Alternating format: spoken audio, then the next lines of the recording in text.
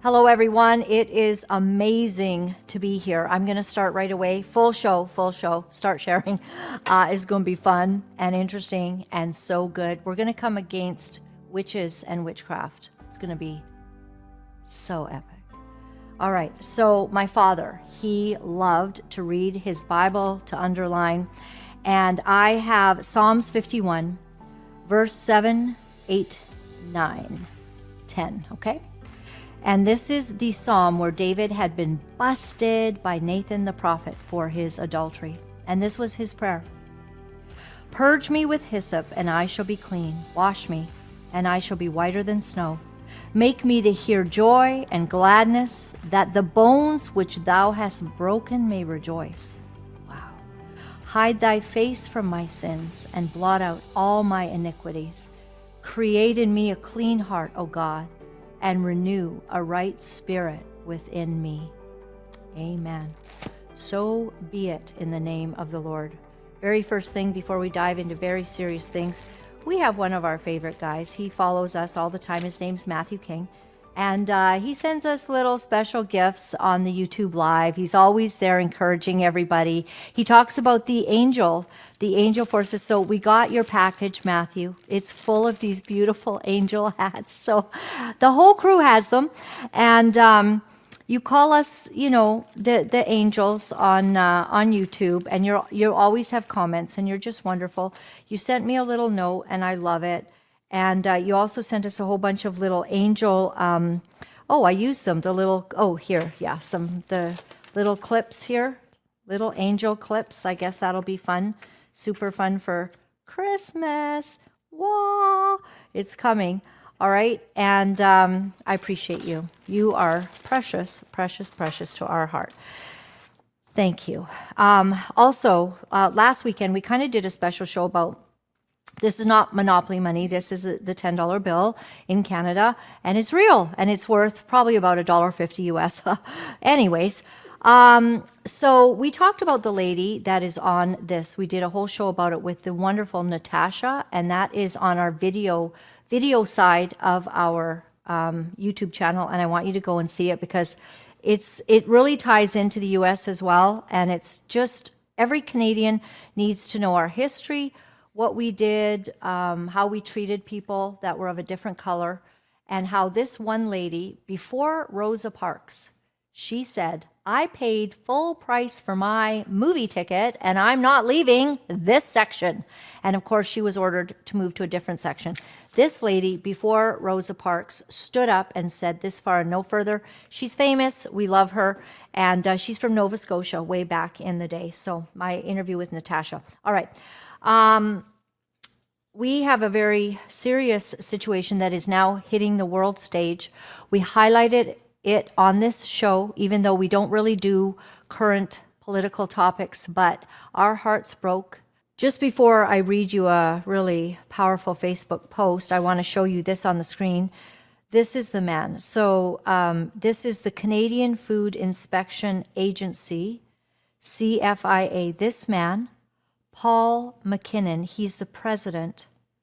And from what we understand, correct me if I'm wrong, he ordered the kill shots to almost 300 healthy ostriches, and we can barely stand it. We're in so much pain. Universal Ostrich Farms in Edgewood, BC, 300 healthy birds slaughtered under government orders. Retired Sergeant Mike Rood couldn't stay silent. That's your Canadian government right there that just did this. I went to Bosnia, Somalia, and Afghanistan, and I did not serve my country for this. Yes. The government committed their own atrocity. A soldier's outrage echoes the anger of a nation. This is what it looked like. At the beginning of that day, the sun rose, and these ostriches, ran around. I don't know if you've seen the video of the ostrich dance, but it's beautiful.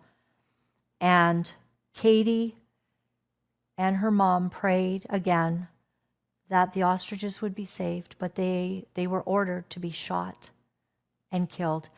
300 healthy ostriches because of some threat of the Asian bird flu, and they don't have it. And if they did have it, they have antibodies. And our Canadian government did this. So I'd like to throw to Katie Pasitny, and she's basically thanking everyone that has stood against this evil, the heinous slaughter of these beautiful animals. This is just the beginning. Please have patience with us as we are trying to grieve and get through these moments, but we wouldn't be able to get through these moments without you. Every one of you have been so instrumental in your love, your compassion, your unity, your strength, your prayer. God had a plan, and we need to have more faith now. God does have a plan, and maybe there are times when, in order to expose the wicked works of darkness, something very bad has to happen. I am in full belief that God loves the animals much more than any human being, and that as he peered down from heaven at a brutal slaying taking place in Canada, who is already under judgment, as he looked through time and space to see what was going on, the orders of Paul McKinnon, he watched. And those ostriches, I pray they will be in heaven, where the lion will lay down with the lamb. Why not ostriches? Why not elephants? The universe and heaven will be big enough to handle all of it. But for us, we've been traumatized. Personal friends have been wounded. They've cried. They've been upset. Haven't been able to think. Because why? Because you killed God's precious animals and you ordered all these guys. Now, I don't know what to make of the people that actually did this shooting. I think you could have said no. And if you said yes and you stood up, was it your duty to do something so evil? Were you just following orders? Just following the papers that you've been given to do such a heinous act as killing these birds? We stand with this farm, and there's something that's going on, and I think it's going to go on in different parts of the world. On November 22nd, 2025, there will be a farmers' protest against the CFIA and the Liberal government of Canada. And we are already under judgment, as I've said. We kill more babies. We use MAID to take out the elderly and anyone that feels like dying and is going through a rough patch. You can get MAID so fast in Canada. And now, the ostriches. And it's not going to stop there, from what we understand. There's a cull that has already taken place on cows, and more are being ordered. So take a look as this young man tells us what's going to go down. Hey, what's up, America? Canada's farmers are going to be protesting because of the ostriches that were killed. So as you know, just recently, 400 ostriches were executed by the Canadian government. A complete travesty and a black stain on the history of Canada. One that I certainly won't forget, and the rest of the world is up in arms. Bad move, Canada. Your government sucks. Nevertheless, on November 22nd, there will be a farmers' protest in every major city in Canada stemming from the execution of these innocent ostriches. See right here, this is exactly what needs to happen. Farmers' protest across all major cities in Canada, November 22nd. Remember the ostriches. Do not stay home for this. That's right, here we go. We're protesting the Liberal government and their totalitarian of murdering a bunch of ostriches. As a matter of fact, I personally believe the Canadian government needs to replace those 400 ostriches minimum. People keep saying, when are the people of Canada going to stand up against their dictatorship government? Well, now's the time, and it's happening November 22nd, 2025. I fully support this, and I'm definitely behind this. The Canadian government for what they did. Okay, I like the guy. He got one little piece of information wrong about the 400 ostriches, but it doesn't matter if it was 200, 300, or 400. You killed us, Canada. It's like you're trying to see how bad you can traumatize us. And it worked. And God was watching. And I pray this gets huge. I don't know if you're in a different part of the world right now. If you could organize a protest for the ostriches, that would be great. We're in danger. It's truly, truly sickening and debilitating. Even Andrew Bridgen, whom we have interviewed in the past, had something to say about this from the UK. Canadian farmers have had enough.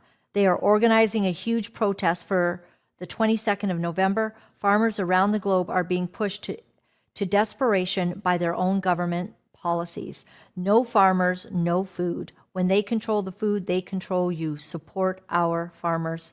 And I'm thinking that this is a picture probably from the truckers, yeah, back in the day. And many of you might know that I was on that. So 111,000 views, absolutely incredible. We hope everybody around the world does join it. We're going to get into talking about Candace Owens. Just one little thing that I wanted to mention. I was kind of noting that Sean Foyt this last weekend was making some, big reports on how he was at Mar-a-Lago. And what's so interesting about this is that, wow, not that many people are really paying attention to what he has to say. So he's bragging on about being there. So interestingly, okay, so he's there with his wife, and she is lovely, and he does 6 minutes and 13 seconds on the really big news being shared today from Mar-a-Lago in Florida, and he's like, shh, and telling everyone what he's doing. I mean, it's 2,800 views. 2,800 views in 22 hours. That's what Sean Foyt is getting on his big announcement, being at Mar-a-Lago. I mean, last night it was 486, and I was like, wow. And it was many hours, and I was just thinking, it's interesting. I mean, it's just not hitting the big time there. Now, who did call that out? Well, that would be actually Justin Peters. Justin Peters, I really appreciate sometimes some of the things that he comes up with, and I actually do end up having kind of a laugh most times. Just a quick thing, and we're going to hit this next big thing. Okay. So here's Justin Peters. Now he's saying, wonderful, he says. Oh, where did it go? Yeah, everybody's commenting. You are describing repentance, Sean Foyt claims physical healings, and that he can do what the apostles did. They healed people physically, instantly, verifiably. All right. Justin Peters said, if God used him for healings, he should be quite eager to provide proof. I'll happily report it. Where's the proof is what Justin Peters is saying. So what are they all responding to?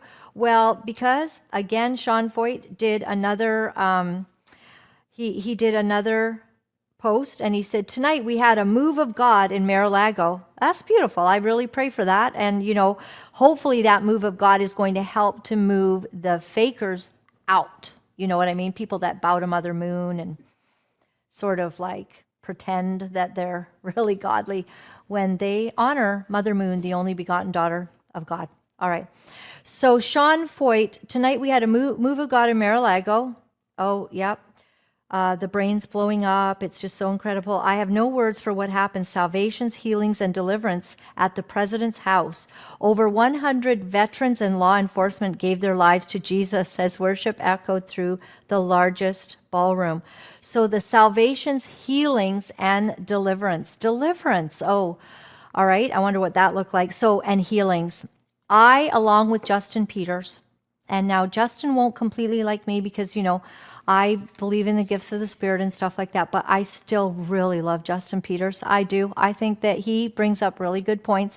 And so I am coming alongside of Justin Peters and saying we would love as well to report on the healings. And by the way, we get a lot of thousands of views on our posts and our videos. So we want to make this go viral, that there was healings at Mar-a-Lago. So excited. So here's my email, lauralynlive@gmail.com. Forward us the healings and if we could talk to the people. Now, also salvations. And so over 100 veterans and law enforcement. Do you know they're all mostly Christian in the U.S., right? So did they really have salvations? Over 100 veterans and law enforcement gave their lives to Jesus.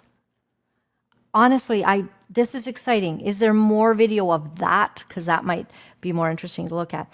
All right, so we're going to move on now to Candace Owens, who has interestingly been bringing up Lance Wallnau and Sean Foyt. And I find myself in the strangest position of going, go, Candace, go. She is all over now she doesn't say the word apostolic correctly yet, but she's a newbie, right? Give her time. She's like apostolic, or she says it funny, right? I don't know. But the new apostolic reformation, she's all over this stuff, and she calls it NAR, which is correct. So she's getting some insider information, and she's got a lot to say, about Lance Wallnau and these other ones. It's and the 7 Mountain Mandate, which is to dominate and take over a country. Everything politically, everything Jesus never came to do. Was he powerful? Yes, but politics is politics. Jesus will return as the King of the universe, and there will be no doubt who's the King of Kings and the Lord of Lords. All right. This is fascinating. So this is the woman that, has made it famous to say Christ is king. Now, the interesting thing about that is she's actually trying to gaslight the Jews by saying it. It's not that she really thinks Christ is king, because she is a modern day witch. I would say that with all clarity. And I actually have some receipts to bring about that in a little bit. But I think she's operating in divination and witchcraft. And so does she think Christ is king? Maybe as much as the witch of Endor did in the Bible. Christ is king maybe as much as that evil demonic person that called out, you are the Son of the living God, that followed Jesus, followed the apostles actually everywhere. Followed the apostles, and even sometimes demoniacs would say, you're the Son of God, because they knew. The demons knew who Christ was. So even demons can say Christ is king. But we know she doesn't follow all that. Nonetheless, it is very, very strange, and I'm still trying to make sense of it, that Candace Owens is now bringing up Lance Wallnau and Sean Foyt again. Take a look. I'm going to let you listen to Lance himself describe this 7 Mountain Mandate in his own words. Hi, I'm Lance Wallnau. I want to talk to you for a moment about this concept called the 7M Mandate. In reality, it started with a conversation I had in the year 2000. I had been talking to Lauren Cunningham, who's the founder of Youth with a Mission, and Lauren was sharing with me about a conversation he had had with Bill Bright. The two of them were visited, actually, by the Lord within the same 24 hours, and God spoke to them and said they had a message to give the other man. And the message was that there are 7 molders of culture, or 7 world kingdoms, and that he who could take those kingdoms could take the harvest of nations. Now, this illustration is the way I see it. I look at it this way. I see those 7 molders of culture as being the religion mountain, as a metaphor for something you've got to take or climb. Then we have education, we could say, family. These are in no particular order of importance. They all represent the forces that shape societies and nations: government, media, art, which is the entertainment mountain, and business, which is where we have the economics mountain happening also. Now, these 7 fields of influence are very powerful, so powerful, in fact, that he who occupies the top of those mountains can literally shape the agenda that forms nations. The foundation of the prosperity of nations is going to have to be the teaching of Jesus. The good news is you can do that covert or you can do that overt. Okay, so this is some of the things that's going to get Candace pretty riled up. And one of the issues is it's about dominating and occupying. Okay, now the Word of God says for us to occupy until He comes, but occupy saving souls, not necessarily, occupying the seats in Parliament in Canada or in the Senate and the what are they all called down there? JT, they're in the U.S. You're a senator, right? Or a representative, yeah.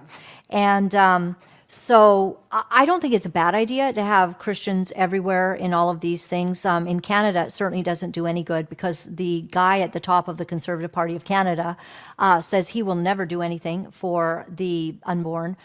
He is not very religious unless he's had a come to Jesus moment, which he sure should have, because the last time that we had an election, not only did he lose his seat, he didn't get in, and he became sort of a laughingstock because just days before he said they'll never do anything for the unborn.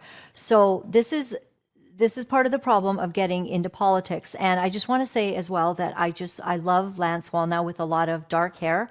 For some reason, she took a clip of Lance Wallnau from literally, that's got to be like 15 years ago. But anyways, I like it. Like I always say, you could actually be following that thing from Jehovah Rophi, Jehovah Nisi, Jehovah Sidkenu, or Jehovah Sneaky.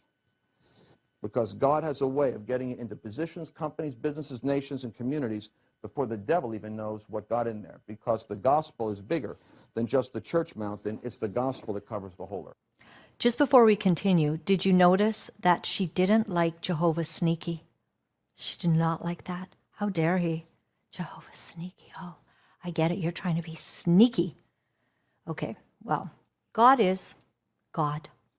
He's not really sneaky. He just does whatever he wants to do whenever he wants to do it. That's God. It's not Candace. So let's continue with Lance Wallnau, who has not made friends with the podcasters recently because he has derided us and stood with Joni Lamb. Weirdly enough. I mean, he says he's righteous, but he's just watched somebody commit adultery in open air in front of the world. And he's for her and all her money. But he doesn't like people actually saying there's unrighteousness going on. So let's continue. Describing there, and what they believe is that there are new prophets, there are new apostles, they have the 7 mountain mandate. And when he is speaking about covertly, he means that, okay? This is a philosophy of infiltration. And he says, but before people even know, boom, he describes it as a devil, but before people know, boom, everyone around them is actually working for a higher purpose. Man, I gotta say, kind of sort of reminds me of what happened to Charlie, right? This is kind of where this is going. Turning Point Faith, everywhere that I'm investigating, Turning Point Faith keeps coming up. These characters keep coming up, and there's a pattern that I'm noticing that a lot of these mainstream pastors and preachers actually come from high-ranking military families. High-ranking military families that have been around for a long time, ties to the Navy, ties to the Air Force. Frank Turek, Air Force, Rob McCoy, we discussed about his background, his naval background, psychological operations. They're literally named like a fleet of ships after his father. Like there was like the McCoy Naval something. Lance Wallnau, he's no different. He graduated from a military academy. His father, Carl Wallnau, was a major in the United States Air Force. Okay, Wallnau served under General Patton. After the war, he then continued his adventures as a field engineer for Standard Oil. okay? Building high pressure liquid propane installations throughout political revolutions in the world. So he would go and do that in Haiti and Cuba, Dominican Republic, places that I would argue that we cause a lot of drama in. I'm just saying. So Lance fits the pattern well. And before I tell you how he is very connected to Turning Point USA Faith, I do want to also be clear that Frank Turek stands out because he flat out acknowledged on one of his podcasts that NAR was a cult, actually darker than a cult. Take a listen to what Frank Turek said about NAR. So technically a group, and NAR stands for what again? I'm sorry, the New Apostolic Reformation. That's Bill Johnson out there in California, Northern California. We'll talk about him in a minute. But Word of Faith movement, they don't necessarily add, subtract, multiply, or divide, but their hermeneutic, the way they interpret the scriptures, is aberrant. Yes. And they interpret the scriptures in such a way that their practice follows this aberrant theology that they have. Mm-hmm. And they wind up doing things that are more new agey or more even occult-like than they are Christian. Okay. Okay. I just can't help. Okay. So this is so crazy. Now, all of us, right? Right, Marsha? This is nuts. Like, so we're all like, Candace is way off. You know, she's way off the charts on her stuff, and she lies like it's water off a duck's back. And I would just love if she tried to sue me over that, because I would have the evidence to bring the exact receipts, how she says things, how she does things. She then kind of takes it back. I was just so interested the other day when she goes, I wonder if Erica Kirk is just saying that Tyler Robinson didn't act alone. I'm like, why did she say Tyler Robinson didn't act alone? She's been saying Tyler Robinson didn't do it. In fact, he wasn't even on the university. Haven't heard that for a while. But nonetheless, and the text messages are all wrong. And of course, this Allie girl from CNN really held her to task. If you're kind of following it, she did this interview and she looked really bad because right in the indictment, it says that they have the text, but Candace thought they were from some other place. So total manipulation. But here's what's so interesting. Frank Turek. So this is news to me that Frank Turek he's not down with NAR. But I bet Frank is hobnobbing with Lance Wall now. And so I wonder how that fits in. If Frank is sort of on board with the 7 Mountain Mandate, which Lance Wallnau is kind of famous for, but what I guess I used to go, okay, sounds good. It sounds good that we should dominate and take over all of if Christians ran the world, it would be a better place, except if it's some of the Christians that I know now. I think, oh no, actually the world would not be a better place. It would not be a better place at all because they are predators and whacked out. Okay, now we have Christians so-called that are not honest. They are doing Ponzi schemes. They're ripping off people by having them in their home groups and in their their prayer times. Let's invite all the very wealthy people to our prayer time so that we can pray.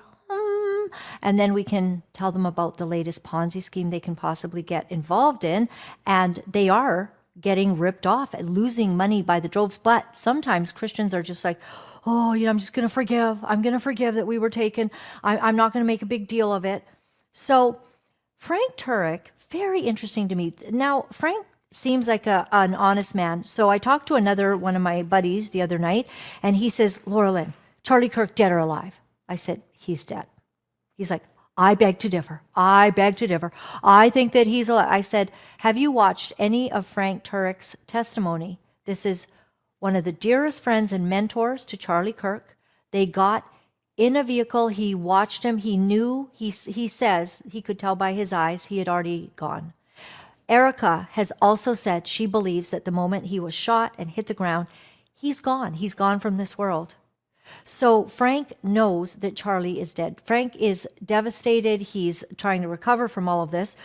All of a sudden, Candace is finding how Frank Turek is putting down the NAR movement, which is something that I think Lance Wallnau would stand up for, because it's all really about this seven mountain occupation and taking over. I don't know. Jesus said, render unto Caesar what is Caesar's and render unto God what is God's. I, for a brief time, got involved in politics. And what happened when I did that was I forgot to witness to people about Jesus. I got so involved in doing politics that I kind of like even lost what the key thing was.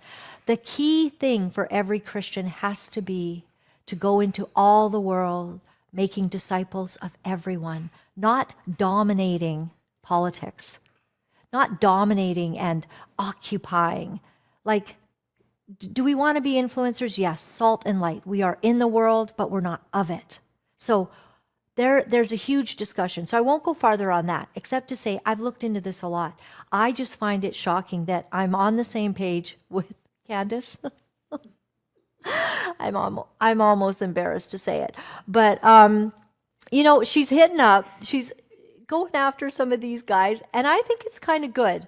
But she does lose the plot on Charlie Kirk very quickly. So let's continue watching this expose of people that should be talked about. Go ahead. A cult, and that is correct. Now, Frank Turek, this didn't stop him. It didn't make him go warn Charlie about this in any way, as these people began to infiltrate his organization. And Lance Wallnau worked his way into Turning Point USA. I had a phone call with someone, by the way, who's extremely close to this current administration, and they said, completely offhandedly, we were not even really discussing Charlie, but then they said, something that's really weird. I was at Charlie's memorial. She said, when did Turning Point become so faith-focused? She's like, I remember, obviously, Charlie always spoke about his evangelical faith. She's like, but when you guys were running around starting all these Turning Point chapters, it was all about free markets and capitalism. And she was like, and I was at the rally, and it was suddenly faith, faith, faith, faith, pastor, pastor, pastor, pastor. And I said, that is actually interesting. That is true, that it just kind of started. And then it was almost the biggest thing about Turning Point. It's really interesting to consider that. What Candace is actually missing here, it became so huge because Charlie always was a man of God. Charlie was always about faith. So he got started, let's, engage the young people on a political level. But Charlie, of all people, came to the place where he said, in the numerous clips we've shown you about what we appreciate the most about Charlie Kirk, what Erica appreciates the most about Charlie Kirk was his extreme love for the Lord. And that is where Charlie Kirk and Candace began to go like this in completely different directions. And that's why she was no longer, invited to be on this. She went all cray-cray. She became an anti-Semite to the max. She began using her witchcraft to call down curses. And I'm getting ahead of myself because I'm going to go there in a little bit. But this is where they lost. Why did Turning Point become, so Christian? Well, because Charlie Kirk loved God. It's that simple. And she doesn't get it because her and all her Christ is King love God. She doesn't get it. Go ahead. Turning Point suddenly got super de-duper faithful with what I would say is an interesting cast of characters, the wrong characters. Okay, Rob McCoy leading that frontier, as we know. What people don't know publicly is that Lance Wallnau was working with him. Okay, he was intimately involved, and more importantly, he was financially involved. Sources within Turning Point's faith department tell me that Lance was running the show behind the scenes through funding, that he put a ton of money into Turning Point USA faith operations. Now, I guess I just want to say, in defense of Lance Wallnau, who cares if he put in lots of money into Turning Point because he believed in what Charlie did, didn't you? Didn't you, Candace? How much did you donate to Charlie? Nothing? Just his friend to make trouble so that people didn't want to donate to him anymore because of things that you say and his alliance with you. You caused so much trouble, and you're trying to cause trouble to Erica now. And even while pretending that you're not, it's so interesting. Like, if Lance Wallnau wanted to put his, clout and his reputation and what he believes is good behind raising funds and making sure that there was money going into Turning Point, so what? They do all believe the same things. In spite of the fact that I may not believe in Lance Wallnau's philosophy any longer on the Seven Mountains. I used to always go, that's fun. And I made sure that Lance Wallnau came to Toronto, Canada, and I had him as our special guest and really loved him. He had a prophetic word for Canada. But I was very offended that, and actually lost all respect, that he would defend the very wealthy and rich Joni Lamb while going after the podcasters and say that we're causing strife. When in actual fact, I think he causes strife by not standing up for what's righteous, and his alliances are with the rich and famous. And he is very driven by money, for sure. You can see that on his show. He's always talking about how, they'll do conferences to, be wealth builders and, yeah. Okay, it's okay. I think that being wise with your finances is an important thing. I'm not even going to, give much on that. He does love the Lord. He does want people to be saved, and he's very involved in politics. And I think he saw Charlie Kirk as an incredible influencer for especially the younger generation. So what is wrong with Lance Wallnau bringing money into the Charlie Kirk Foundation? Of course, it's a problem. I guess here's where Candace bias and what she cannot, her blind spot is literally hitting the airwaves, is she doesn't want to see success. Money would be good for Charlie Kirk. Money would mean he could go to more places, more universities, do more events. He could do all kinds of great initiatives, which he was. Money also became a problem for Charlie Kirk because apparently it does look like he needed Doge because he didn't know how are we getting all this money was his question. Like, where is all the money coming from? And I mean, I could only hope for one day that to be a problem around here. Why do we have all this money in the bank? What can we possibly do with it? Why do we need somebody to come and investigate why we have so much money? I mean, I am praying for that day. I really am. But I don't see it necessarily too soon on the horizon for us. But Candace, what's interesting is she's his best friend. And Candace's idea of him having money coming in by Lance Wallnau is offensive to her. Listen to this. Keep going. Better way for me to state this, because I want to be super clear here, is that Lance Wallnau, who is from a military family and who is saying that he believes in infiltration as a means to climb mountains and overtake society, however he just described that, right, was privately directing large sums of money into Turning Point Faith. Okay, he's friends with Rob McCoy, and he... Okay. He is largely directing large sums of money into Turning Point. She's mad about it. I'm sorry, isn't he your best friend that died? You've just been grieving. You've been just grieving for his life. I mean, you didn't attend his funeral because that was too much bother, but, or you felt somehow you would be in danger. I guess if you think Mossad killed Charlie for the couple of things he questioned, did they have to use so much force in Gaza and stuff like that? That's all. Charlie Kirk was the biggest Zionist on the planet next to Ben Shapiro. He believes that Israel deserves to be a nation, deserves to protect itself, deserves to have whomever lives there be safe. Big Zionist. You can't face that. And you make all these threats recently. And I don't think we're going to get into it on this show, but you're basically saying, have I said that Erica Kirk is lying? Why would I go after Erica? Everybody's asking why I'm not going after Erica. Why would I do that? Is she lying? Is she saying that Charlie Kirk was the most devoted to Israel of all time? Is she saying that? No, she's not saying that. So why would I go after her? Meaning, if Erica Kirk comes out and says Charlie Kirk absolutely loved Israel, he stood with Israel, he believed in Israel being a nation and that they have a right to defend themselves. If Erica Kirk begins talking along these lines, is that when she is open season for Candace Owens? Yes, it is. She's upset Charlie Kirk was getting money so that he could do more good works.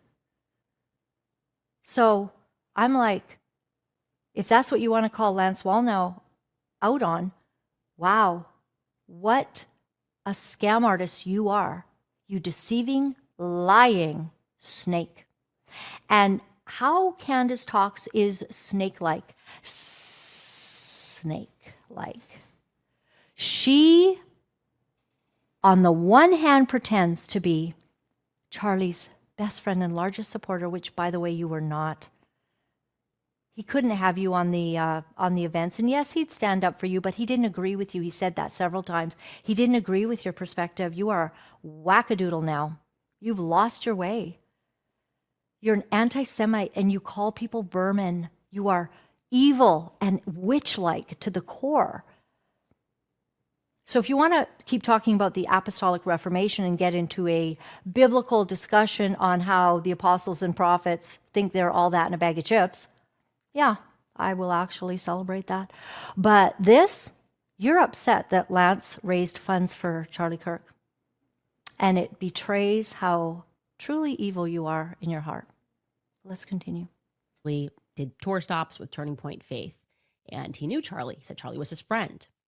I think truly as a society that we need to start focusing our attention, independently. Village Crazy Lady, I told you guys about Mel on X. She's been doing great work on this, but you need to start investigating this faith military constellation. We can call it the militant faith pipeline because it's getting a little much for me. I mean, I told you guys, you start looking at that and you wonder about other events that have happened in the past, right? There were a ton of conspiracies following October 1st, 2017, when the Las Vegas shooting happened. Largest mass shooting in American history. And it was almost instantly covered up. 58 people were murdered. More than 600 others were injured. And they told us that it was just a lone shooter, Stephen Paddock, some crazy guy who acted alone. Conspiracy theorists said it was a military operation, and there was a ton of evidence to support that, okay? Fast forward a year later, on November 7th of 2018, and there's almost this like Las Vegas shooting hangover that happens in Thousand Oaks, California. Oddly, about 40 people who were at the Las Vegas shooting were all at the Borderline bar one night when a Marine, whose family knows Rob McCoy, well, Rob McCoy is friends with that Marine, that Marine's mother decides to storm into a bar and conduct a mass shooting. And a victim of that bar shooting was a 27-year-old Navy veteran who had survived the Las Vegas shooting. So it just makes me wonder, was he a victim or was he a target, right? We have to start asking these questions. This is a headline from the BBC regarding the Las Vegas shooting, the Thousand Oaks shooting at the Borderline Bar and Grill. The Las Vegas shooting survivor being among the dead. We're not getting answers to any of these questions, and they're telling everybody that these are just conspiracies. It's always a conspiracy when you start questioning these fed narratives. One survivor said that the group of them were meeting up for a second time in about a year, having, I guess, like a little Las Vegas reunion, and that's why they were all there. The point being is, following this, a month after this, Rob McCoy then gets elected mayor of Thousand Oaks. He's mayor for a year. And I'm just starting to ask a lot of questions about what is happening here. Who is funding these groups? Who is funding these pastors? Who is funding these churches? We're getting a lot of weird stories about these churches that are coming out. I shared something over the weekend about Romanian sex trafficking on my X feed that is involving one of these churches, one of these big churches out in California. And I'm saying it's time to start prodding the narrative, because I'm thinking that perhaps faith has been hijacked. And like I said, and we are going to have some explosive stuff for you on Wednesday that we have discovered about this Charlie case.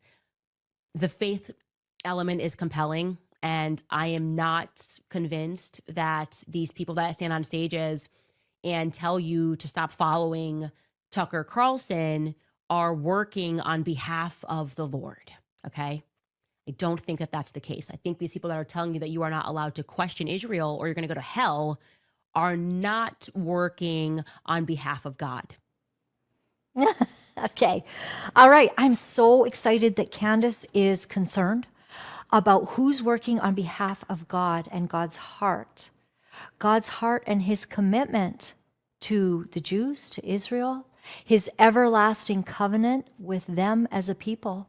And I don't care if you call me a Zionist or whatever it is, but it's true. A lot of people are on board with Charlie Kirk because of his strong stand for Israel. He was a Zionist because he believed that Israel had a right to be the nation that God intended them to be. And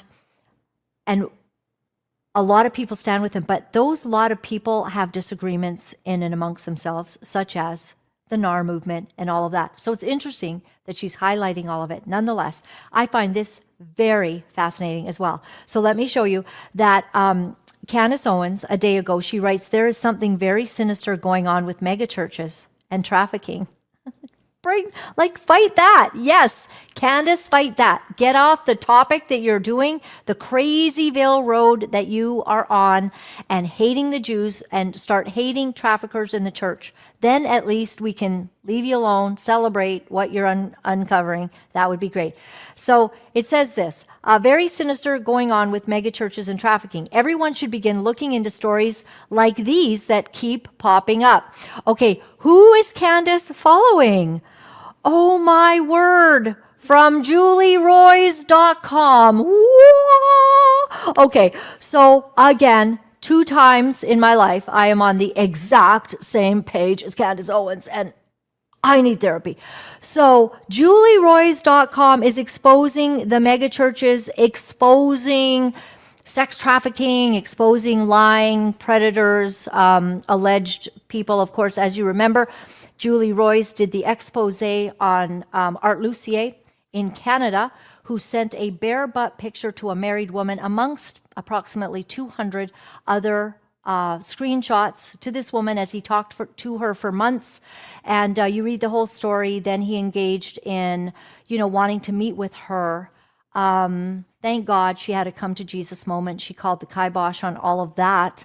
But he is now being taken to court in a province in Canada by 2 young Indigenous women. Julie Royce exposes things like this. His name's Art Lucier, Candace. And if you want to begin uncovering men who have alleged predatory behavior in the church and you want to really come against that, then I would love to highlight that and celebrate that you are doing that. And then we will be more on the same page.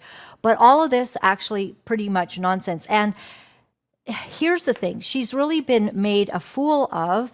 And I think this next one, JT, I'm going to say is, let's go to Ali Stuckey. And Candace, I think this is number 11. And I think, is that correct, Marcia? I think El Reeve is number 11.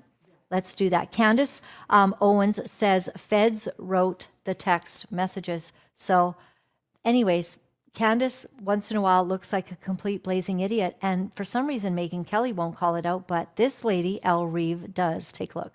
When you say you believe that Charlie Kirk was betrayed by someone close to him, what do you mean? I think that in the coming weeks, there's going to be a lot of financial reports that are coming out. And I, first and foremost, do not believe that Tyler Robinson killed Charlie Kirk. I want to be very clear on that. Whether he was involved, I think the answer is yes. I think that's obvious. And your basis for saying he didn't act alone is what? I don't know, maybe the weird Fed messages that were concocted out of thin air that had no timestamp and were written like they were speaking in 1822, among other things. Their lack of an ability to answer any basic questions about what took place. But do you have any proof that the messages were made up? Because that would be easily proven. Yeah, but they didn't put timestamps on them, and Discord came out and said they didn't exist. This was supposedly text messages, not Discord messages. It's my understanding from the indictment.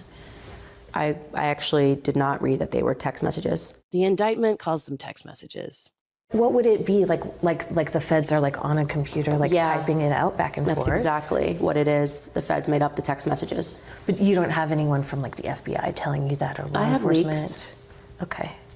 No. Has anyone leaked to you? And that? Tyler Robinson But has anyone said to you, even off the record, like, yeah, we faked these? I have very strong sources everywhere on both sides. Well, I look forward to seeing the evidence of that. Sure. Because when we keep talking about evidence, it's like, who's going to present that evidence? Like the mainstream media? Like who are you expecting to come Yes, that would be a out? hot story. No, it wouldn't be. It would be. It wouldn't be. If the FBI, like if I had a source telling me, like if I had proof that the FBI faked those messages, that would be an enormous story. Yeah, I kind of feel like we live in a post-Epstein world and we know how stories get shut down. Yeah, I kind of feel like I'm not ever going to be able to give proof of any of that, but it is so fun to talk about because my ratings are sky high. I'm now the #1 podcaster in the world by building suspense, throwing out the craziest, factual misrepresentations possible, and I am now more popular than ever. So yeah, I don't think that we'll be able to ever prove that, but I just believe that the feds made it up. Doesn't matter if the facts kind of aren't aligning with any of that. What proof? This is the thing about her, is she is really half crazy. And the whole world is actually calling her out. Can we go back to 7, JT? I love this guy. I had just a blast listening to this guy. He's a podcaster. I think it's called Both Sides. And he calls out Candace Owens for lacking wisdom despite her Christ is King mantra. This dude is awesome. Take a look. You lack wisdom. Why? Because you're money hungry. You whore after money. You are willing to give up scruples. You're willing to give up all of your morals, everything for the almighty dollar and fame. Even if that means berating and comparing Erica to your father and yourself. Neither one of you were married to Charlie Kirk. Y'all didn't lose what Erica lost. You can't ever put yourself in that position unless you've lost a spouse. And even then, your spouse wasn't Charlie Kirk, nor was your spouse assassinated in front of the world. You do not possess the rights. You do not possess the standing to have a dog in this fight as to how somebody else decides to forgive. But you are completely right. You are wisdomless. If it's one thing you completely lack, and you probably, did you say you pray, right? Pray for wisdom. You seem to think that smarts and snarkiness replaces wisdom. It doesn't. Like at all. You had the gall to hear a lady talking about her deceased husband and decide to, when I heard that, it's me. I hear about me, I'm talking, I think about me. And what about me and me and me and me? And not only me, but my father too. And he thought the same thing. How could anybody forgive? Maybe I just don't have wisdom. Or maybe you're trying to say that after you took pot shots at her for being able to forgive. I know she said what the Bible says, but me? Psh, but I thought you were the Christ is King lady. Aren't you the Christ is King lady? Isn't that you? Aren't you the super spiritual God Almighty woman? Isn't that you? 10 toes down, I'm going to talk to the Jews about Christ is King, and that's what he is. Y'all just angry at Christ. Isn't that you? And when you see somebody actually putting to practice what God told you to do, that ain't me. that ain't you. I couldn't do that. You couldn't. And of course not. Not you. Hell no. You. But you're right. You couldn't do it because you don't have a heart. Wow. Absolutely love him. He's calling her out. Yeah. Like she just makes innuendos and she thinks that she's somehow becoming this spiritual leader when she's into witchcraft. Voodoo. I'm getting ahead of myself. All right, let's look at this next clip. Candace is always presenting herself as being so close to solving it. Only people that seem to believe the Fed story are Zionists, and they demand that we accept the Fed story, and their panic is making me think that we're getting closer to something, and that something is pretty big, and it's going to imply a lot of people. I don't know. Today I'm going to tell you guys about a particular person who is connected to Charlie Kirk. Oh, I can't wait to hear that. I'm just hanging on everything because we're always so close. And last month we were so close, we couldn't get to the end of it. But then 2 weeks ago we were so close, like you had the receipts that were going to make this done. And I thought it would be done, and it's not. But you know someone who knows somebody, and now we are so close to solving this. I am going to solve the murder. I mean, I just appreciated, Candace, when you came out and said, you announced Charlie Kirk was shot in the neck, and they have the bullet. Now, yes, that was 3 weeks after everyone else had already announced it. But it just had me on pins and needles, so I have to keep watching you. So here's the thing erupting is that Candace Owens, more than anything, wants to pull in Megyn Kelly. She wants to pull her in to all of this nonsense. And she is talking about Trump and the government occupied by Zionists all the time. And she wants to get Megyn Kelly, who is not really into that. Megyn Kelly largely does support Israel. She's not an anti-Semite at all. I've appreciated that about her. I remember when she hated Trump. She was on Fox News years ago. She hated Trump, and they had to let her go because she was so off the charts, like just virulent. And now did I say that word right, JT? Do you think? Yeah, you're okay with it. Yeah, it's just, he's like, say anything you want.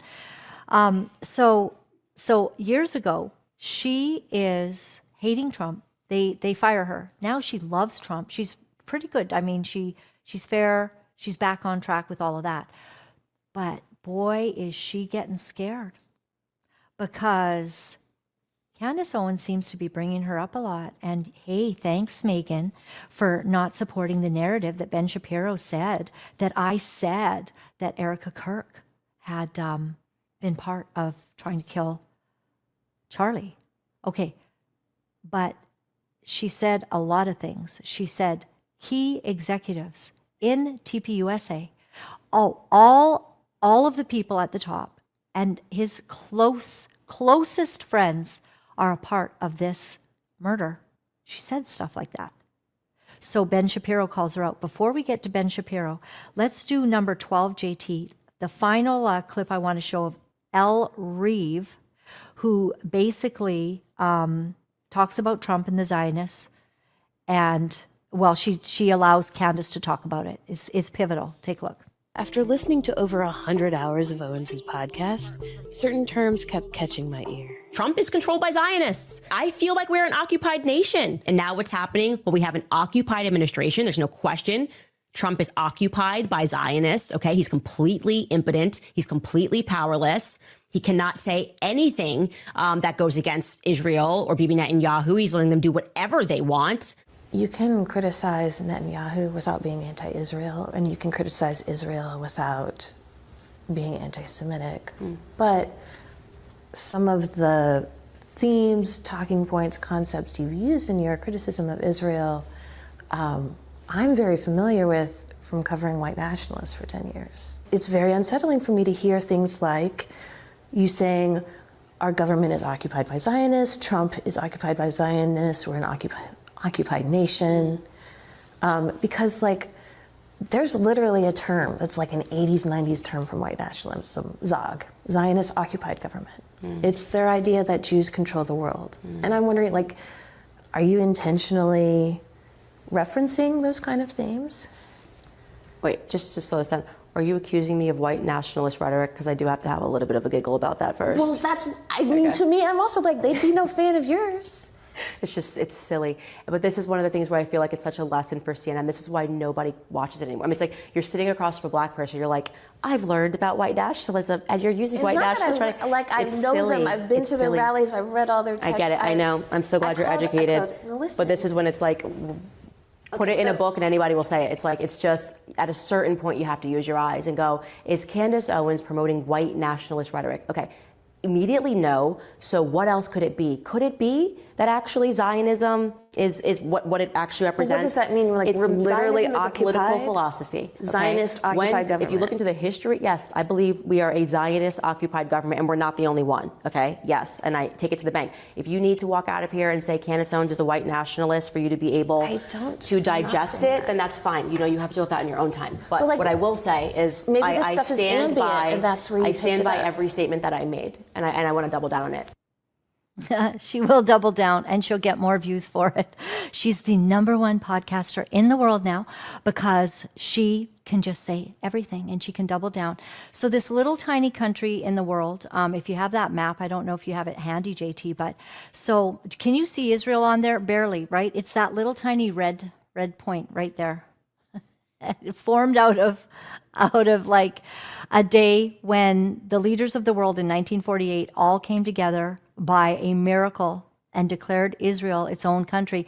Oh, maybe why? Because, well, the Bible says that Jesus was there in Jerusalem, born in Bethlehem, walked to Samaria.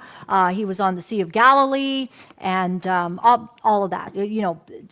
Thousands of years, actually, going back to the Red Sea that was parted for the children of Israel escaping Egypt. I mean, and you think it belongs to who? Who? It belongs to Israelis and the Jews. Leave them alone.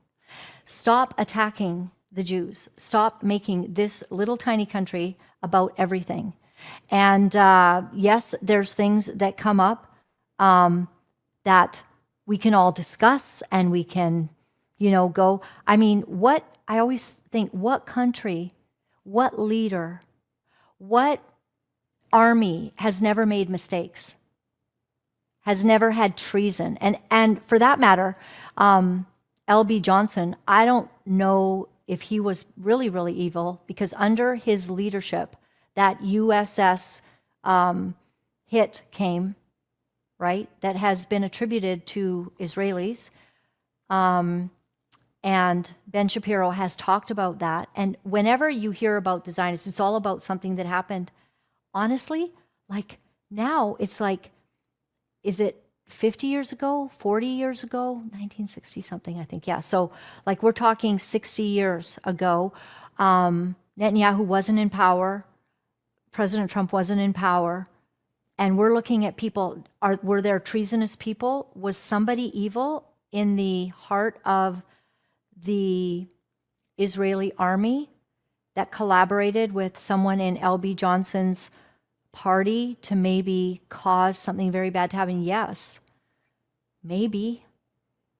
I'm going to just throw it out there that we might never know how that happened. It's evil and terrible. Everybody admits it's terrible. And what does it have to do with 60 years later? Honestly, what does it have to do even with Netanyahu, who had nothing to do with it? Trump had nothing to do with the hit on the USS. It was a warship, basically. And it's always brought up. It's always, oh, what happened there? 60 years ago. It's like how we keep getting blamed now in modern day for what happened in the past. Sometimes there needs to be retribution for bad things that happen to people, and there needs to be some justice or account, but you can't fix it if there was an evil person or a couple or a few, a tiny group of evil people that made something very bad happen. That does not mean Israel is not and does not have the right to its own country. They're not bombing anybody right now who's not harming them. They've had to go through a terrible war. Let me tell you something. Gaza. And when you talk about, Charlie Kirk had questions about Gaza, and I know some of you do as well. Listen, if somebody came in to your neighborhood and you were part of a gang, let's say, and there was another gang, and the other gang came in and they took your brother, your sister, your aunt, and one distant cousin, and they kept them hostage.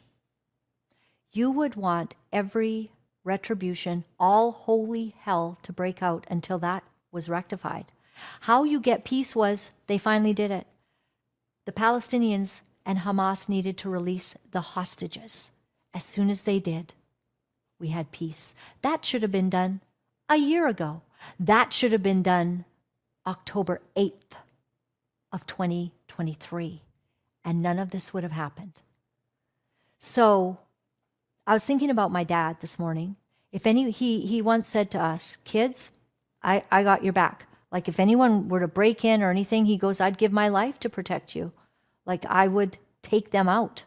He would, if anybody came in, and in Canada, you know, we're not even allowed to do that. In the US, you have the freedom to kill someone who walks into your home.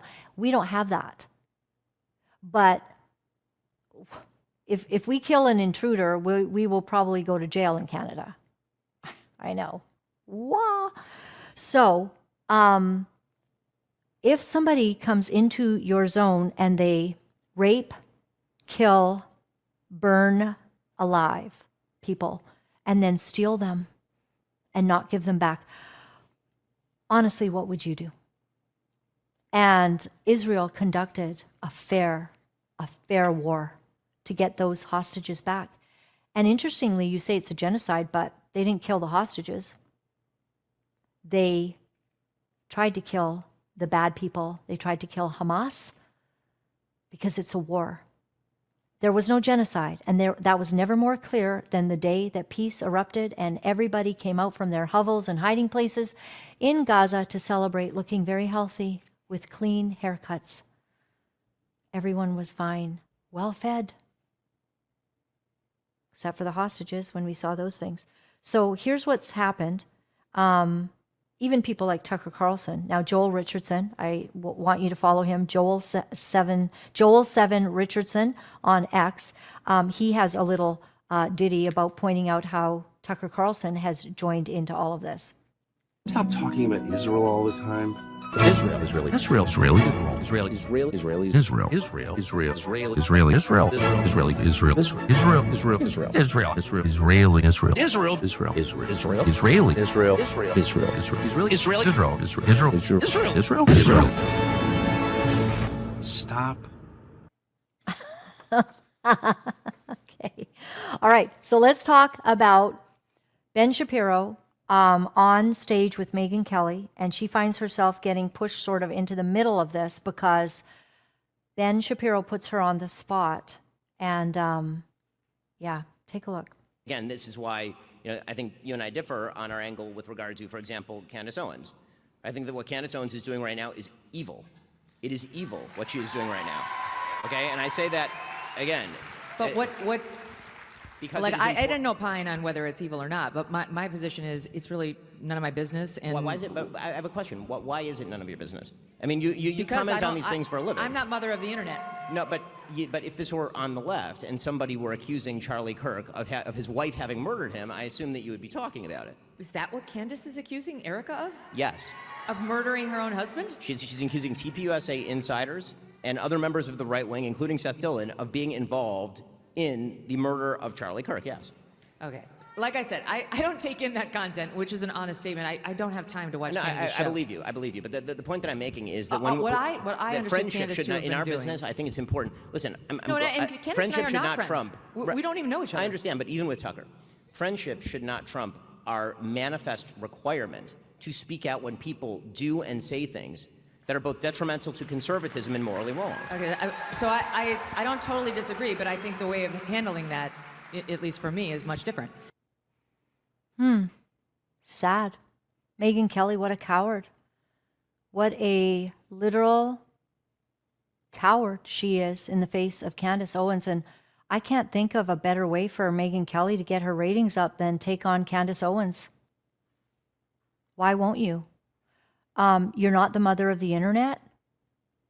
You talk about everybody who does things wrong.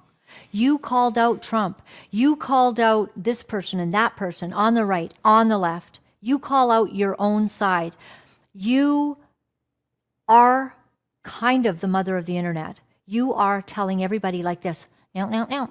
No, if you do that, then I'm going to, and you do. And you get high ratings too. But with Candace Owens, oh, there's this little lovey-dovey thing going on in the background where Candace is like, thank you so much that he lied and said that Erica Kirk was trying to kill or was part of killing her husband. And then she's like, you know what? Now, Marcia, remind me that the next time that we talk about Candace, I will show you the clip in which someone dissects exactly what Candace Owens has said about the high-level people of TPUSA and his closest people, how they are responsible. She makes allegations that leave you going, what does she mean, closest? Like, do you think she means Erica Kirk? Like, why is she saying the highest? Because the highest people are like Erica Kirk. And whoever else she wants to throw. She believes and has put out there that it is the people at TPUSA that have been behind the killing of Charlie Kirk. And none of that's true. And here is a perfect opportunity for Megyn Kelly to literally bring the kind of wrath that she is able to bring on nonsense. And she won't. Why is that? She's scared. What is that? She does not want to go up against Candace Owens, even though it's an easy target because she's ridiculous. It's an easy target, and you could, and you can. Why doesn't she do it? Wow, I'm so disappointed in the mother of the internet. She is not doing her mothering, and she could. Her whole job is about bringing to light stupid things people say. And there's nobody that says more stupid things than Candace Owens. And she won't touch it. And it's cowardly. And you're missing a big opportunity. Wouldn't you say, Marcia, that Candace Owens versus Megyn Kelly would bring big ratings? Yep. We all agree. So I'm sorry you're missing that opportunity. I really am, because it's crazy. With respect to Candace Owens, she's now getting people like Mark Driscoll. He weighs in on Candace Owens. Take a look. She's lost touch with reality. You know, honestly, from a pastoral perspective, I feel sorry for her. I pray for her. If she has a husband who is present or she's got a pastor who cares, she needs to get an evaluation. And honestly, she needs to take a break because she's become obsessed with Charlie Kirk in a way that is really unhealthy for a married woman. And also, she's tried to make herself the de facto defender and spokesperson for the legacy of Charlie Kirk. And that is the sole discretion of his wife, Erica, who did an incredible job on her interview this week. And she's a really remarkable, incredible, grieving widow. This is the problem with the internet is the crazier you are, the more attention you get, but the less helpful you are. Wow. It is true. I mean, she's so obsessed with him. There's a lot of innuendo about maybe she kind of had a crush on Charlie Kirk earlier in life when they were traveling and they were young. And then he meets Erica and she's out the door. So she has this sudden whirlwind with her own husband. I don't know. I don't know if any of that's true. Just saying, I don't know if it's true. I don't really have the receipts for it or anything like that, but I'm just throwing it out there. So that's the kind of innuendo that she does. But a lot of people saying that, you know, they did have a close alliance and maybe she kind of liked him. And Mark Driscoll's kind of saying it's weird.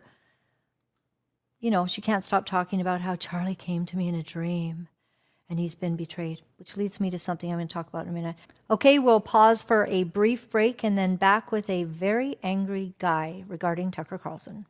Hey there, many of you would value getting your hands on some Ivermectin, Hydroxychloroquine, or fenbendazole.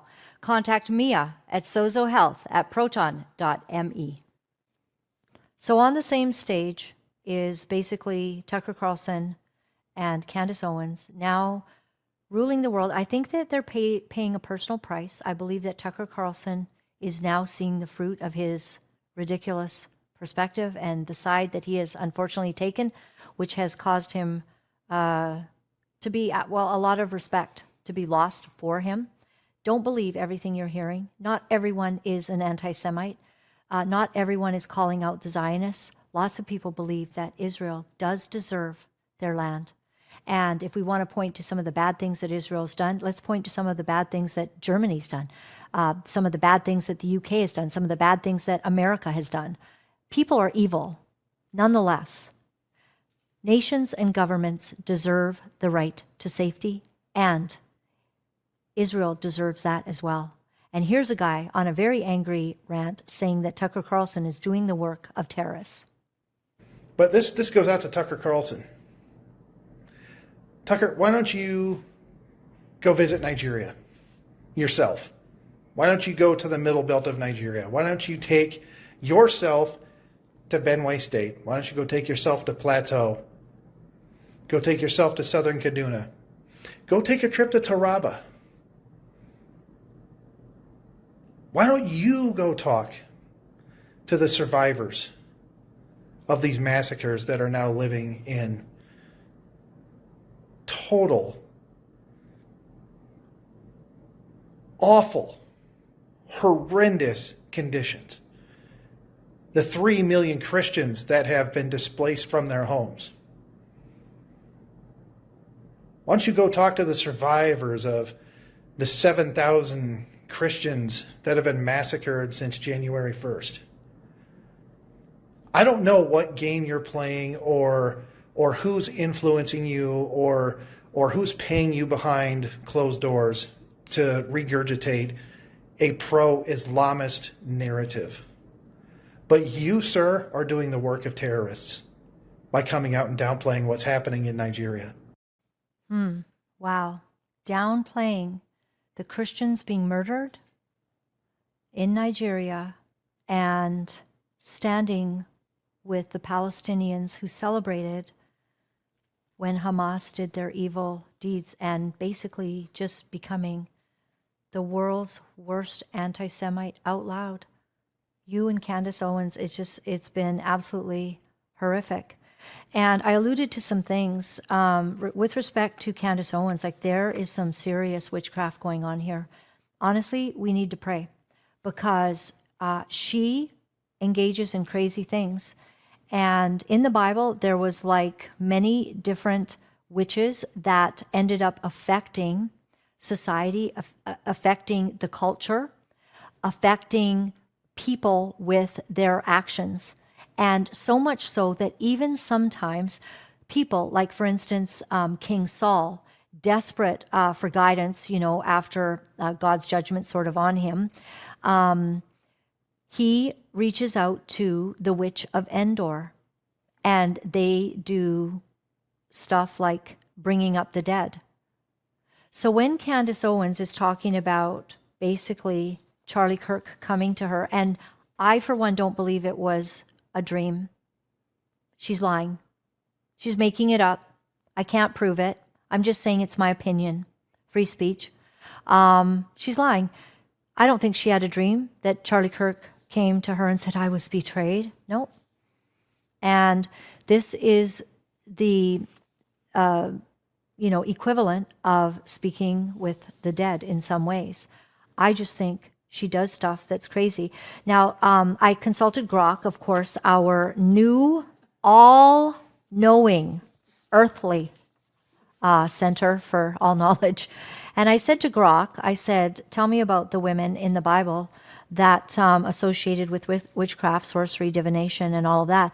And it says that there are several women. They are often condemned as their attempts to manipulate spiritual, political, and personal outcomes through forbidden means are shown. And so if you're trying to affect, manipulate spiritual, political, or personal outcomes for people, you, in effect, can be operating in witchcraft, especially when it's evil, when you are saying the most vile and vermin things. So primary examples, of course, are the witch of Endor. There's also Jezebel. And the story of Jezebel can be found in 1 Kings 16 to 21, those chapters. 2 Kings 3 to 9, Jezebel is the Phoenician queen married to King Ahab of Israel. Who takes her out is Jehu, not personally himself doing the damage, but she is taken out by God, but attacked by a crazy guy that is sort of off the beaten path named Jehu. And that's a great study if you ever want to look into that. Jehu. He operates out of the lines of the norms, out of the box kind of guy.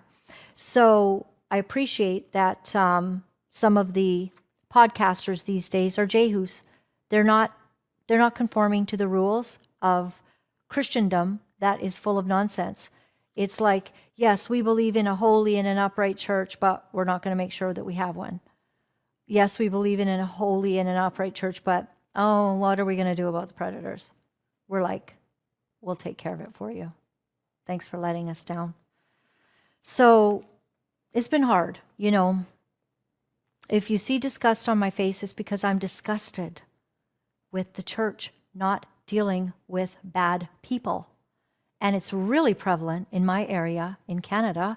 And I'm hearing from all kinds of people, they're so afraid to go after this one pastor in the States. Do you know what he does? It's like Bob Jones. Bob Jones used prophecy in order to tell women to take their clothes off.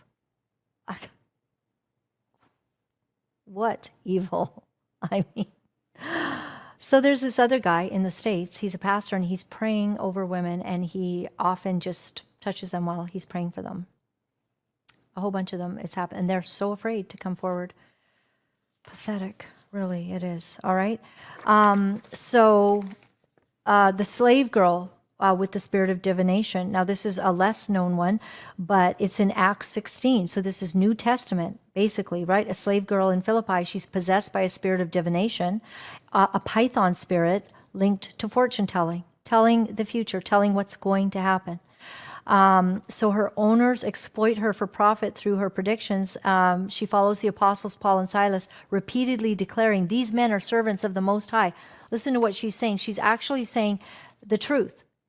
These men are servants of the Most High. They follow Jesus. They follow God, Yahweh, who are telling you the way to be saved. So they're speaking the truth while being completely demonized. So there is an element of Christ is King in Candace, where she is speaking the truth. Yes, Christ is King. And yes, you are vile and evil. Is a problem. Another one was a prophet in Ezekiel 13. He condemns a group of unnamed women described as daughters of your people who prophesy out of their own hearts by practicing sorcery. They sew magic bands or charms on wrists, make veils for heads, use these to hunt souls or ensnare people, prophesying lies for personal gain. Barley and bread. God declares he will tear off their charms and free the people they've manipulated. Amen. We need to start praying, everybody, because a wickedness has been unleashed on the land. A wickedness. It absolutely is wicked to speak even of the things like she was mentioning stuff about voodoo. Now, ironically, Marcus Rogers called her out on mentioning voodoo stuff. She wasn't actually kind of condemning it. She was basically, I'm going to just see if I can pull that up real quick here. But, okay, find evidence of discussing it with voodoo-related content. Okay, yes. So, Instagram reels and posts. Critics like pastors and influencers have posted reels compiling evidence, often including screenshots of Owens' Instagram stories. These show her reposting a TikTok video where a supporter threatens voodoo curses on anyone harming or criticizing her. If somebody were to say, I am so for Laura-Lynn that I am going to post a voodoo curse on anyone that harms her or comes after her, I would not repost their voodoo curse.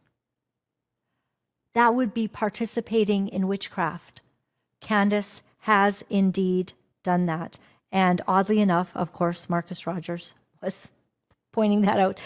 Tracy Colston's reel in October 2025 discusses the voodoo threat as going too far with a clip of the same TikTok and Owens repost. So basically, this is divination, and a Christ is King follower would not do that. Anyone who actually knows Christ is King and I need my life to align with his purposes would not post witchcraft. Okay? Almost done. So she had the dream communication with Charlie Kirk. That is and I do believe actually that she is lying about that. Something else very weird that she's done. She's discussed a bad luck curse allegedly cast on Charlie Kirk by a witch hired by someone, framing it within her investigation into his betrayal and murder. She stated someone paid a witch to cast a curse on Charlie Kirk. This was linked to spiritual attacks or occult influences, with Owens suggesting it contributed to the torment Kirk faced before his death. She says that he was concerned that he was going to be taken out. She's talked about him having some concerns. Now, she also does state when he would say, you know, I do sometimes think that this is going to cost me everything. And the beautiful part was Charlie was not afraid of death. Did the Lord, sometimes does he give us premonitions of before things happen? Maybe yes, maybe he does.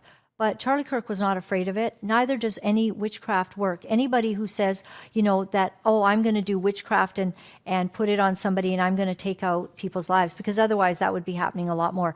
The word of God is very clear. Death and life are in the hand of the Lord, and he will not honor prayers to take people out. He will not honor witchcraft to destroy others, and and voodoo dolls and all that.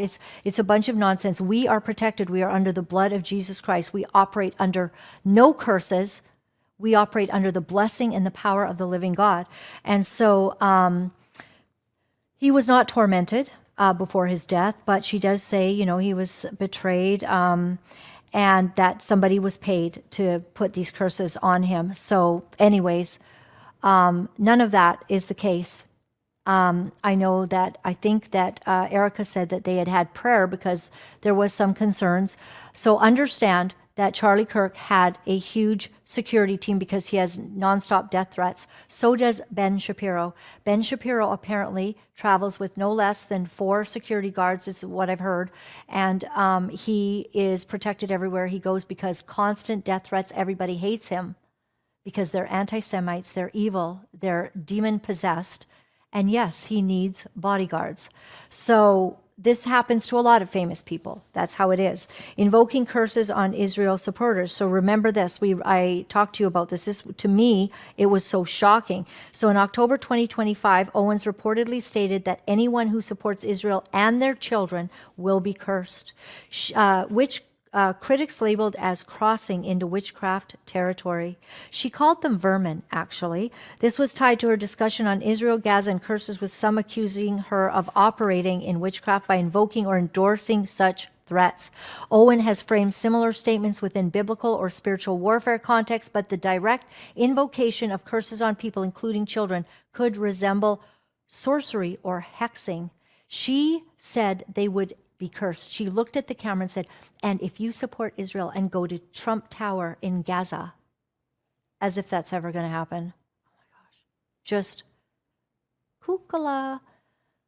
But she says they're vermin and they'll be cursed, they and their children. For what? Forever supporting Israel or the Jews. She's a witch. She's a witch. She does declare Christ as king. So do demonic, possessed people. It's evil. Owens often positions these statements as part of truth-seeking or Christian discernment, rejecting accusations of witchcraft. She loves to talk about the occult. Some people are saying she's the occult of Candace, and the world is being hornswoggled by her, like following her in droves. I am comforted by the fact that probably 1 million of her viewers are watching her to debunk her, discredit her, and because they just can't believe it. Nonetheless, she's getting paid on everyone who watches. She has dismissed smears and focused on God time in her Kirk investigation. She's been having her God time, the Christ is King time, as she calls down curses, supports voodoo, and gives any credibility to witchcraft against Charlie Kirk. He was protected by the Lord Jesus, and that's that. So, final thing, however, her references to occult influences, like all roads lead to the occult in right-wing media or humiliation rituals, contribute to perceptions of engaging with supernatural or esoteric themes. She has not explicitly practiced or advocated for witchcraft, but has amplified content involving it. And I think she's a witch. And I, as a truly a Christ is King person, do not amplify anyone's witchcraft or voodoo. It's not okay. It's not funny. Never amplify it. Don't give it the time of day. The devil is defeated. The blood of Jesus protects us. And really, let's understand how she got to Christ is King. She was trying to be offensive to Ben Shapiro. She was trying to be offensive to the Jews. It's just like when Sean Foyt gaslights the transgender community and says that they all belong in mental institutions, and then he acts like, oh, I don't know why they're throwing all these things. I'm so persecuted. They're showing up and throwing firebombs. Smoke bombs at my events. The reason that they're doing that is because you're gaslighting them. She gaslights the Jews, and she's taken it upon herself to really go after Ben Shapiro. So that is my thought, that she is absolutely, absolutely dealing with witchcraft, and she's invoking it. Right after this commercial, we'll be right back with my final thoughts. Just like this storm going on outside, some of us have a storm going on inside our blood. Due to some of the issues that we faced in the last few years and the toxins in the environment, we've got things that just don't belong there. So I went to a live blood analyst and found out that I had parasites, crazy little things that were floating around, all the red blood cells in my body. It was a mess. So I took a natural blood supplement, and I went back within 14 days, and I found out that my blood had been completely revolutionized. This is what it looked like. All the red blood cells, plump, flowing freely, no little crazy things floating around in the blood. It was absolutely magnificent. If you feel like perhaps you could benefit from a blood cleansing system, a natural cleansing system, naturesupplement3@gmail.com to get started today. So interesting. So very, very interesting. I find everything that's happening just out of this world, and I'm so glad that I'm born at this time in history so that I can have this much fun. First of all, we have a lot of conveniences. I'm particularly happy for hair dryers and straightening irons. But I'm also blessed that I'm in this season where all of us actually were born for such a time as this, to tell the truth, fight the devil, fight it out loud, and that God here at this place has given us a platform to be able to speak out loud.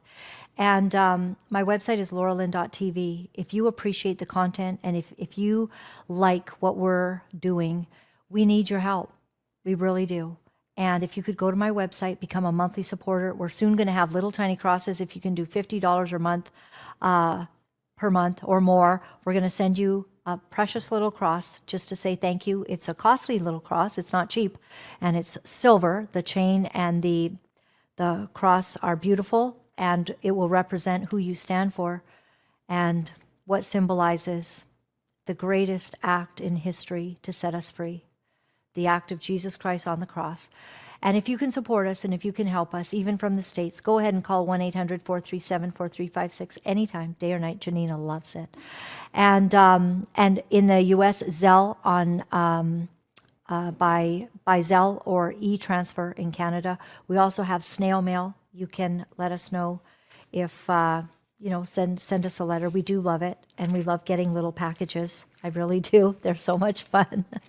And as we close up, just want to say it means the world to us that you support us. We We have lost support because we stand with Israel.